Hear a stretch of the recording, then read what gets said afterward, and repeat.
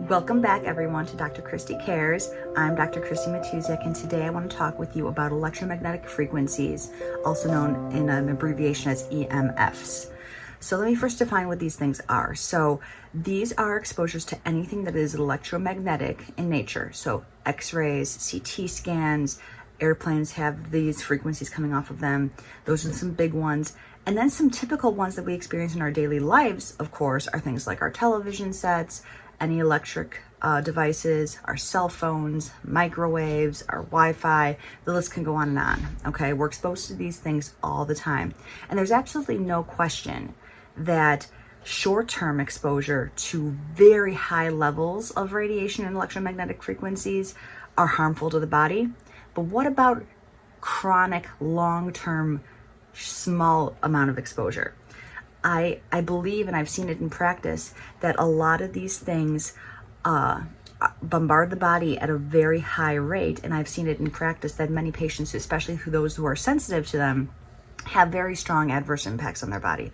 So some of these things are such things like anxiety, sleep imbalances and sleep disturbances, headaches, especially with children, increased incidences of ADHD, irritability, other sorts of pain and imbalances in the digestive system. So my list can go on and on here, but those are just some basic things I see a lot in practice in those individuals who are sensitive.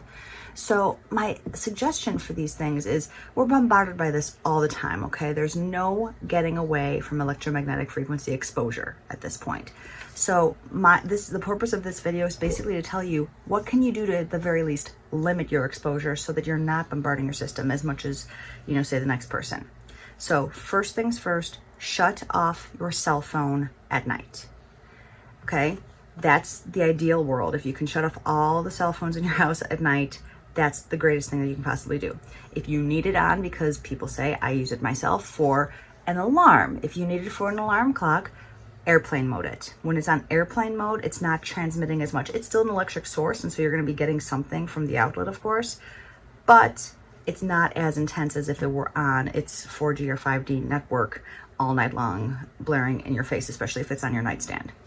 Especially, I recommend, if you can, at least put it on the floor next to your bed if you're using it as an alarm, so it's literally just not next to your head. I have a lot of teenagers in practice who literally I've had to tell, please don't sleep with your phone underneath your pillow, or your iPads, or your computers right next to your bed. Okay, all these things, the closer they are in proximity to your body, especially your brain, the stronger the negative impacts can be.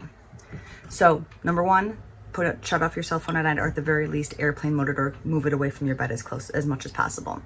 Number two, if you wear a device like this is a Fitbit. I put it on especially for this video, but generally speaking, I don't wear these when I'm not exercising. I don't wear them when I am treating patients. I definitely don't wear them to sleep. There are a lot of sleep tracking information that can be gained from these devices, but they're not good to have them on while you're asleep. Sleep is meant to be a recovery time. So if you're bombarding your system again with something else that's blaring these frequencies into your body, yeah, they're not a lot, but over time, day after day after day, without a break, your body's going to feel the impact. So take those off, especially at night, or at the very least when you're not exercising or something along those lines. And lastly, number three, shut off your Wi-Fi at night. It's really simple. You unplug it, give everybody in the house a break, especially while you're sleeping, to get your body to have the ability to regenerate and recover from the day's stresses, and then turn it on the next morning so that you can use it.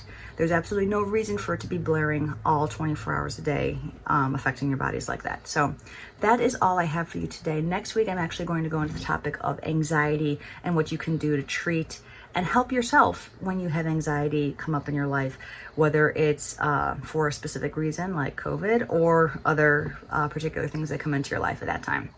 So if you like this video, please subscribe and share to my channel. Hope you all are doing well today. And until next week, have a fantastic day and a healthy life.